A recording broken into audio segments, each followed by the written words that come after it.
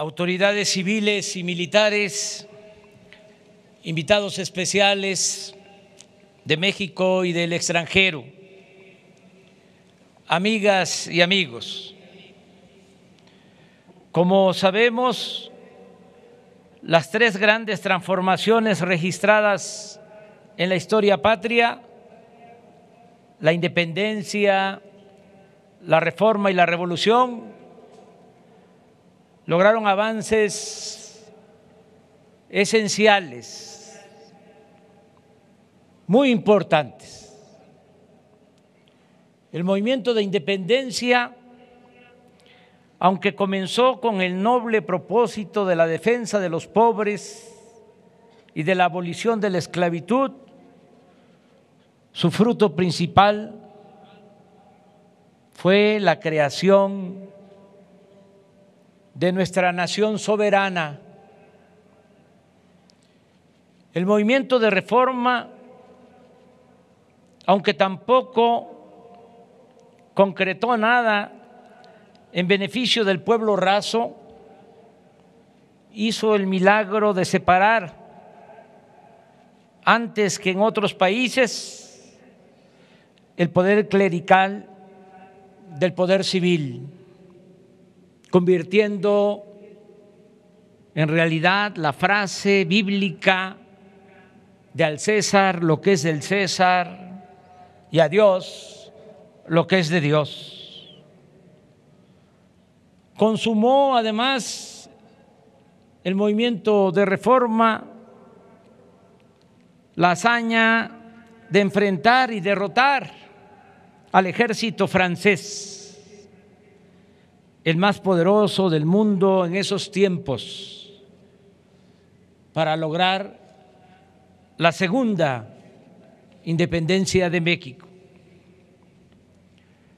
Pero la revolución de 1910 es la transformación más popular y profunda que se haya registrado en nuestro país. Tengamos en cuenta que desde la independencia y durante todo el siglo XIX, la estructura de dominación colonial permaneció prácticamente inalterable. Los pobres siguieron siendo en su inmensa mayoría peones acasillados en haciendas rurales o mozos en las ciudades. La justicia social no existía ni en el discurso, tampoco la mayoría de la población participaba en política, actividad reservada a las élites liberales o conservadoras. Recuérdese que en más de medio siglo el poder lo detentaron dos hombres fuertes o tiranos: Antonio López de Santana, que fue 11 veces presidente de México, y Porfirio Díaz, quien gobernó, mandó por 34 años. Este último personaje se empeñó en hacer progresar al país mediante el restablecimiento de la esclavitud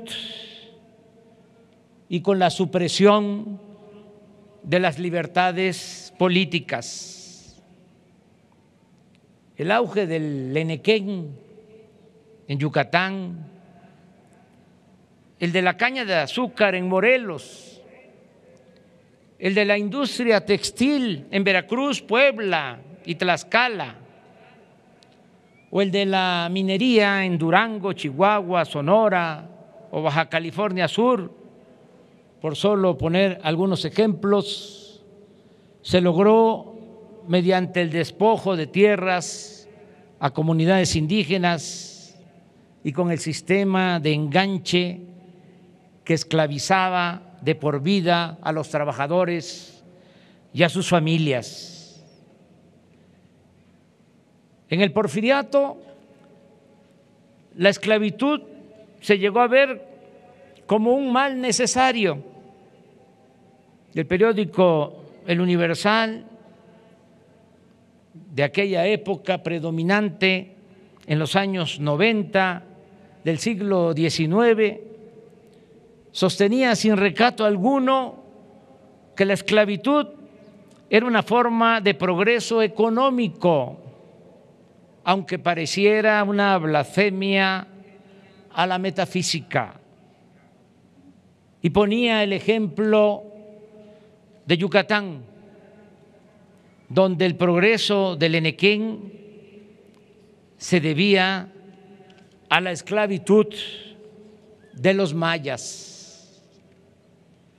Otro ejemplo del desinterés del régimen por el pueblo lo encontramos en 1892, cuando los dirigentes de la Confederación Obrera de las Fábricas del Valle de México envían un escrito a Porfirio Díaz, por demás realista, doloroso, conmovedor, en el que le piden su intervención para que garantice el derecho al trabajo y a mejores condiciones laborales. En su argumentación le expresan: el obrero de México, señor presidente, en vano consagra su vida entera al trabajo.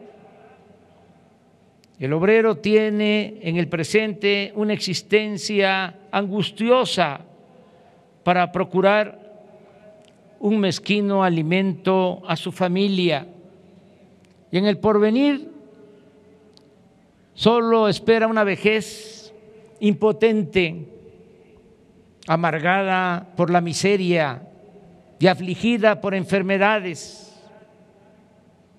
Le dicen: nosotros no conocemos el ahorro, ese aliciente para el futuro que aseguraría el pan y la educación para nuestros hijos y para nosotros, algún descanso cuando se extinguiera nuestra fuerza física o cuando una mutilación tan frecuente nos impidiera trabajar.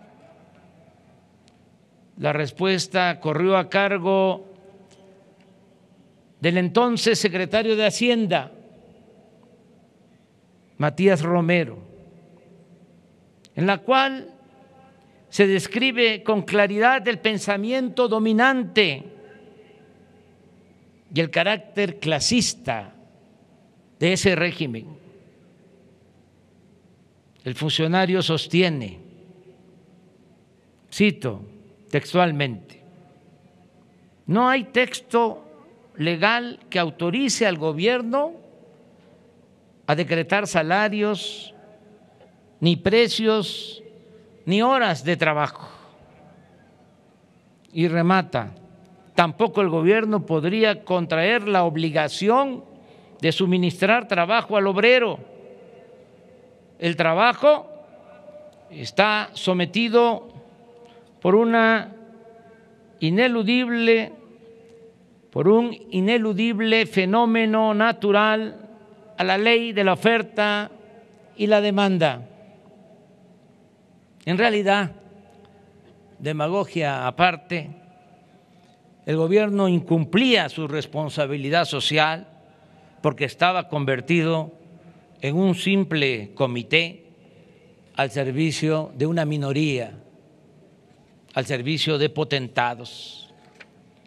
Ante esta realidad de opresión y falta de libertades, el candidato presidencial opositor al régimen, Francisco I. Madero, da a conocer en octubre de 1910 el Plan de San Luis Potosí, en el que desde Laredo, Texas, convoca al pueblo a tomar las armas para derrocar a la dictadura. En el plan se decía de manera clara, breve y contundente, cito: México está gobernado por una tiranía que ha pretendido justificarse a sí misma con los beneficios de la paz y de la prosperidad material.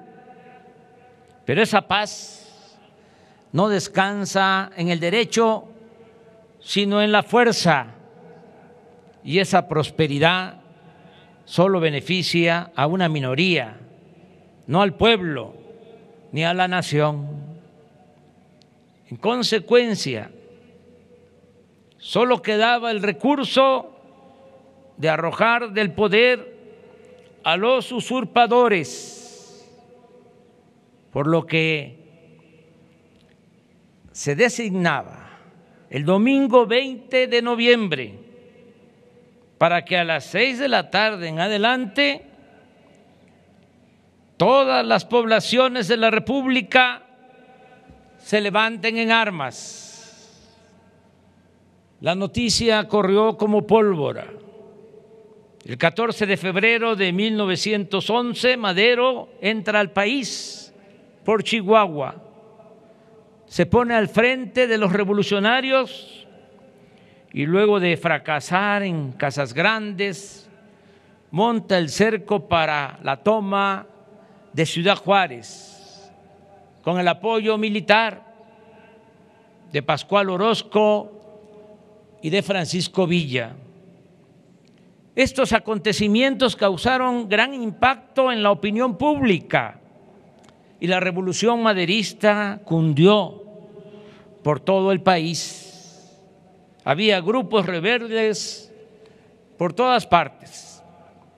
En marzo se levantan en armas los campesinos de Morelos, encabezados por Emiliano Zapata.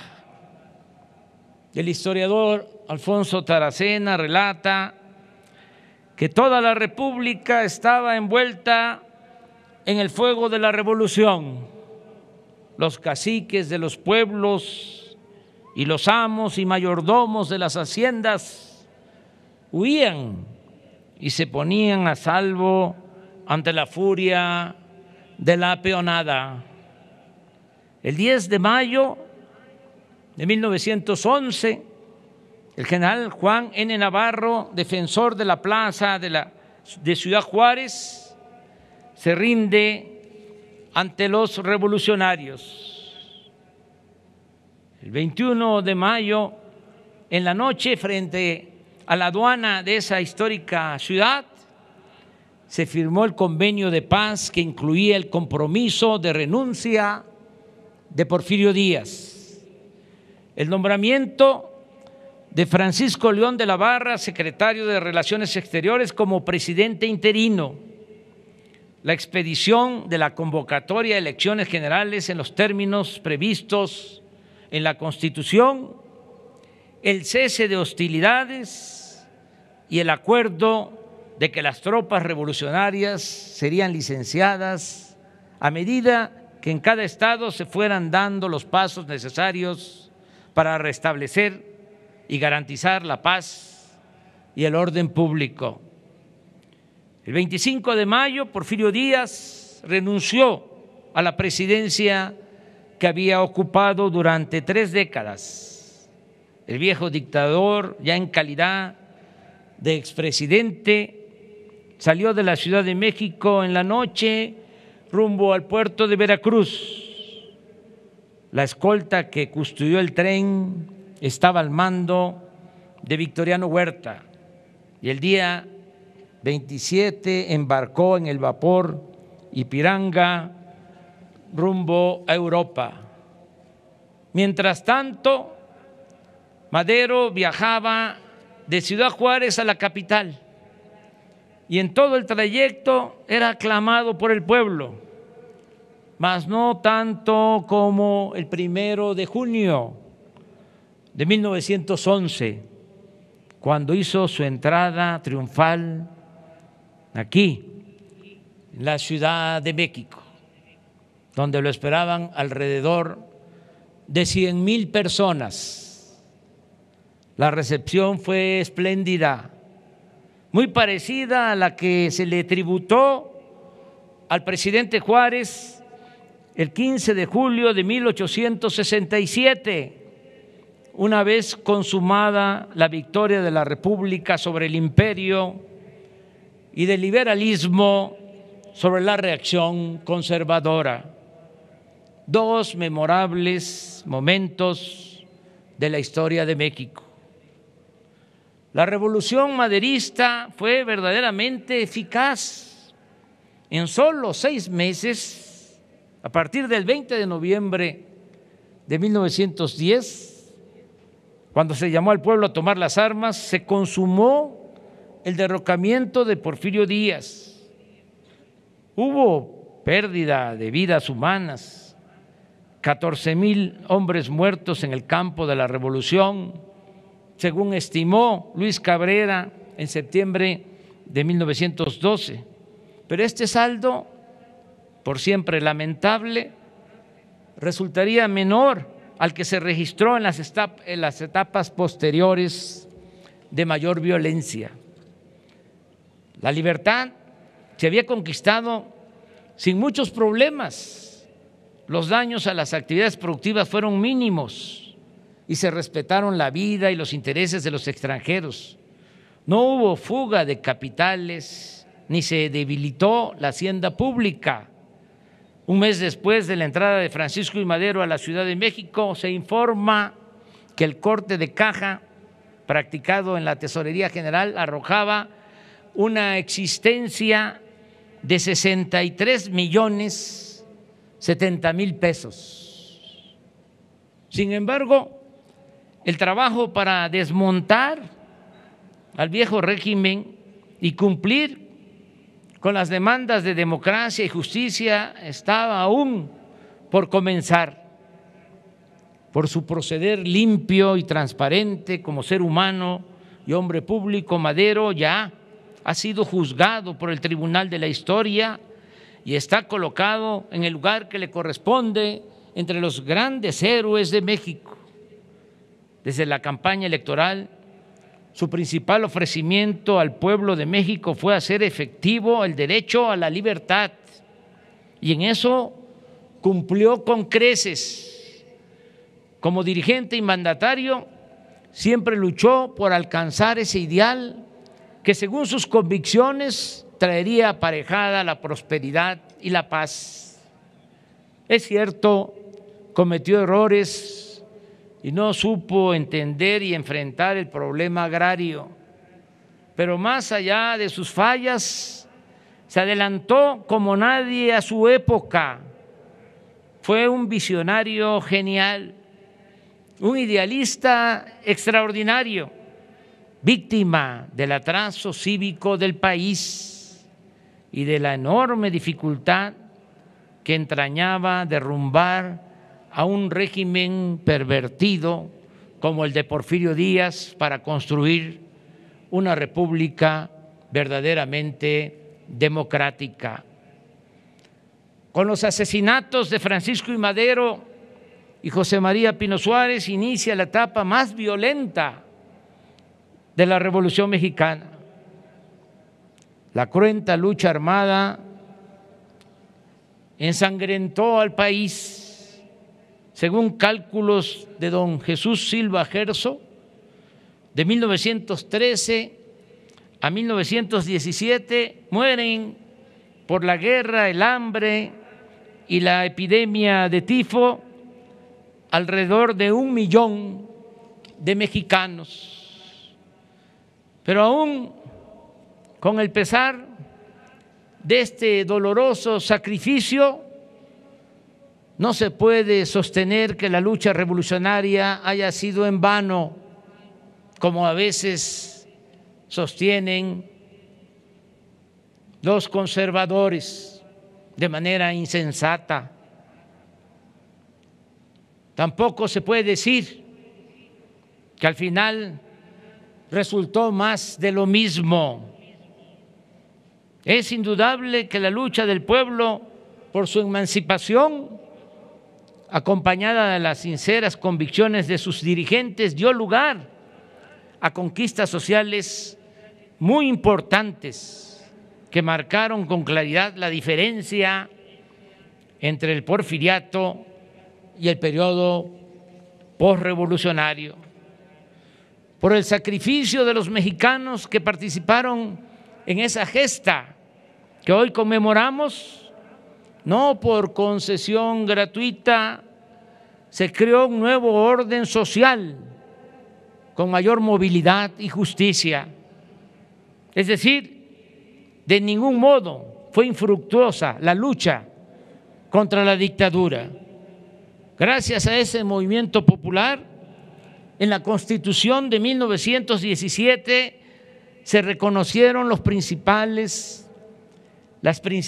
demandas de nuestro pueblo: el derecho de los campesinos a la tierra, el salario mínimo, la jornada de 8 horas, la organización sindical, la seguridad social, el derecho a la educación.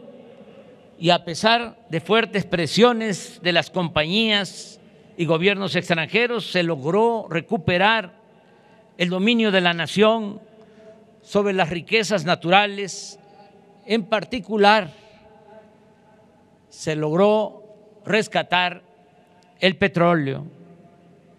Hoy puede decirse que en estos aspectos, en la procuración de justicia social y en hacer valer la soberanía, todos los presidentes de la época inmediata a la revolución hicieron su parte.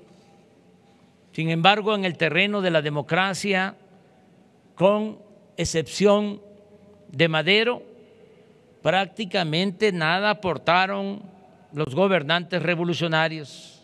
En este aspecto, aunque se logró derrocar la dictadura de Díaz y su engendro huertista, el pueblo permaneció al margen de la toma de decisiones y el poder, como en el porfiriato, se siguió concentrando y ejerciendo en beneficio de una élite. El grupo político surgido de la revolución no tenía realmente vocación democrática. Por eso son interesantes y fecundos los tiempos que vivimos. La cuarta transformación que estamos llevando a cabo desde abajo y entre todos no solo está haciendo realidad el sueño de justicia de nuestro pueblo, sino también el ideal democrático con el que nació la Revolución Maderista de 1910. Ahora no se impone nada, se manda obedeciendo, se respeta la Constitución, hay legalidad y democracia, se garantizan las libertades y el derecho a disentir, hay transparencia plena y derecho a la información, no se censura a nadie, no se violan los derechos humanos, el gobierno no reprime al pueblo y no se organizan fraudes electorales desde el poder federal. El poder público ya no representa como antes a una minoría, sino a todos los mexicanos de todas las clases, culturas y creencias. El gobierno actúa con austeridad y se tiene autoridad moral. No se tolera la corrupción ni se permite la impunidad. En la práctica no hay fueros ni privilegios. Se protege la naturaleza, se auspicia la igualdad de género, se repudia la discriminación, el racismo y el clasismo y se fortalecen valores morales, culturales y espirituales. Y se cuida y se promueve, como lo estamos haciendo el día de hoy, el patrimonio cultural e histórico de México. La infamia cometida contra Madero nos ha enseñado que para un poder público dispuesto a transformar no hay mejor aliado que el propio pueblo. Nada bueno digo de manera respetuosa, términos políticos. Nada bueno se puede esperar de políticos corruptos, de la prensa que se vende o se alquila, de intelectuales convenencieros y de potentados dominados por la codicia. La clave está en la frase del presidente Juárez: con el pueblo todo, sin el pueblo nada. En nuestro caso, si no estuviéramos respaldados por la mayoría de los mexicanos y en especial por los pobres, los conservadores ya nos habrían derrotado o habríamos tenido que rectificar y someternos a sus caprichos e intereses para convertirnos en floreros o en títeres de los que se habían acostumbrado a robar y a detentar el poder económico y el poder político en nuestro país. México no es de un grupo, de una minoría. México es de todos los mexicanos. Sin el apoyo del pueblo, tampoco habríamos resistido la intensa campaña en nuestra contra, emprendida desde los medios informativos convencionales y las redes sociales, ni habríamos podido hacer frente a una guerra sucia, tan intensa y estridente como la que padeció Francisco I. Madero, apóstol de la democracia. Siempre dijimos, ese fue mi lema de campaña por la jefatura de gobierno de la Ciudad de México en el año 2000, por el bien de todos, primero los pobres. La expresión mencionada implica algo no menos importante: atender a los más pobres es ir a la segura para contar con el apoyo de muchos cuando se busca transformar una realidad de opresión y alcanzar el ideal de vivir en una sociedad mejor, más justa, igualitaria y fraterna. Además, hay algo que también heredamos de la revolución, que en estos tiempos está resultando esencial para la transformación del país. Me refiero a la contribución comprometida de las Fuerzas Armadas. A diferencia de otros ejércitos, el nuestro surgió, no lo olvidemos, surgió para oponerse al golpe de Estado que culminó en el asesinato del presidente Madero y del vicepresidente José María Pino Suárez. Surgió el ejército actual para defender la legalidad y la democracia. No olvidemos que el actual ejército nació al día siguiente de que fue aprehendido el presidente Madero aquí en Palacio Nacional. Lo aprehendieron un 18 de febrero de 1913 y al día siguiente, 19 de febrero de 1913, nació nuestro ejército.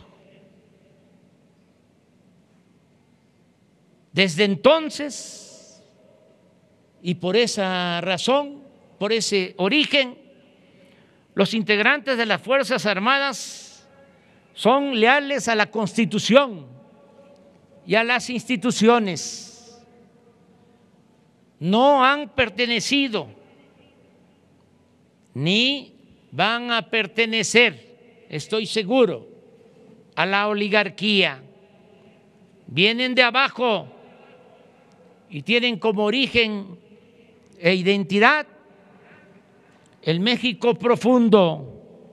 El soldado es pueblo uniformado y por eso nunca traicionará a su gente, nunca traicionará a la libertad, la justicia La democracia nunca traicionará el soldado mexicano a la patria. ¡Viva la Revolución Mexicana! ¡Vivan los hermanos Flores Magón! ¡Viva Emiliano Zapata! ¡Viva Francisco Villa! ¡Viva el general Felipe Ángeles! ¡Viva Francisco I. Madero! ¡Viva Venustiano Carranza! ¡Viva Francisco J. Mújica! ¡Viva el general Lázaro Cárdenas del Río! ¡Viva México! ¡Viva México! ¡Viva México!